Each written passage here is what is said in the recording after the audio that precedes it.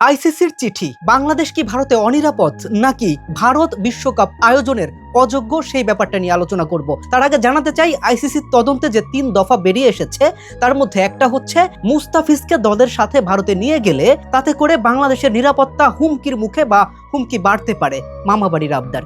Number 2, বাংলাদেশের jersey পরে বাংলাদেশি কোনো সমর্থক যদি গ্যালারিতে খেলা দেখতে যায় সেই ক্ষেত্রে বাংলাদেশের নিরাপত্তার হুমকি বা ঝুঁকি বাড়তে পারে। এক কথায় খামখেয়ালি। আর নাম্বার 3 এবং সবচেয়ে বেশি খামখেয়ালির যে জায়গাটা, অযৌক্তিক যেটা, বাংলাদেশের নির্বাচন যত সন্নিকটে হবে তত নাকি ভারতের মাটিতে বাংলাদেশের নিরাপত্তা ঝুঁকি প্রবলে বাড়তে থাকবে। এই তথ্যগুলো আইসিসির তদন্ত থেকে উঠে এসেছে।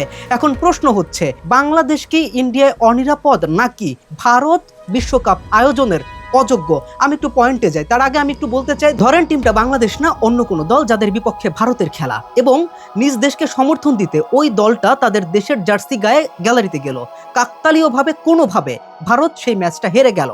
একটু চিন্তা করেন, ভারতীয় উগ্রবাদী ফ্যানবেজের কাছে ওই দলটা যারা জয়ী হইল নিজ দেশকে সমর্থন করার অপরাধে, তাদের আসলে কি কি শাস্তি পেতে হতে পারে। যারা একটু বেশি সুশীল তাদের উদ্দেশ্যে মনে করিয়ে দিতে চাই, 2023 সালে যেই সময়টায় বাংলাদেশের সাথে ভারতের সম্পর্ক ছিল বন্ধুর মতো, আর তখন কি ইনসিডেন্টগুলো ঘটেছে আশা করি মনে আছে। যদি মনে না থাকে একটু মনে করিয়ে দিই, তখন বাংলাদেশের কোনো সমর্থক সঠিকভাবে নিজেদের দেশের জার্সি গায়ে দিয়ে ভারতে বাংলাদেশকে সমর্থন দিতে পারেনি। শুধুমাত্র দর্শকরা না, তখনও মিডিয়া কর্মীরা হেনস্থার শিকার হয়েছে। আপনাদের সবার মনে থাকার কথা, টাইগার শোয়েবের হাত থেকে বাঘের প্রতীকী কেড়ে নিয়ে ভারতীয়রা সেটাকে ছিঁড়ে যে বুনো উল্লাস করেছিল, যে উগ্রবাদিতার প্রমাণ দিয়েছিল, সে কথা নিশ্চয়ই ভুলে যাবার নয়। আর তখন কিন্তু ভারতের সাথে বাংলাদেশের কোনো রকম রাজনৈতিক বৈরী সম্পর্ক ছিল না। অতএব এটা আবারও প্রমাণিত হয় যে ভারত বিশ্বকাপ আয়োজনেরই অনুপযুক্ত। শুধুমাত্র বাংলাদেশ নয়, সেখানে নিরাপত্তা ঝুঁকিতে, সেখানে সমস্ত দেশ ভারতীয়দের উগ্রবাদিতার রেশানলের আওতায়। আইসিসি যেহেতু তদন্ত করেই ফেলেছে, তাদের সিদ্ধান্ত নেয়ার সময়ও কিন্তু আছে।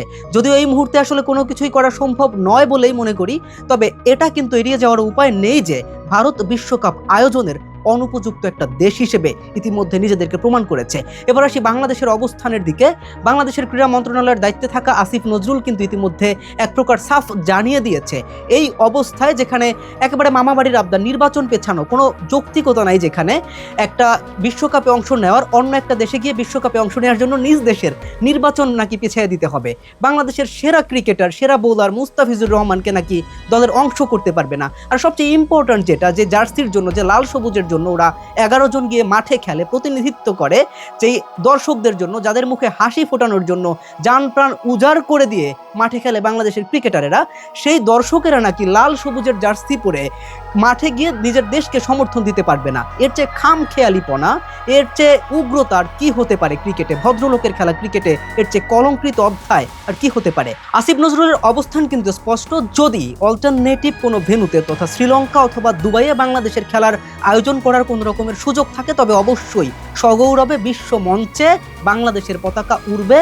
বাংলাদেশের জার্সি গায়ে দিয়ে বাংলাদেশের সমর্থকেরা আবার গ্যালারি মাতাবে, জয় উল্লাস করবে, আবার বাংলাদেশি ক্রিকেটারেরা ক্রিকেট মাঠে বাংলাদেশের প্রতিনিধিত্ব করবে। আর যদি সেটা না হয়, একটা বিশ্বকাপ একটা প্রাণের চেয়ে দামি নয়, একটা বিশ্বকাপে অংশ নেয়া আত্মমর্যাদার চেয়ে দামি নয়।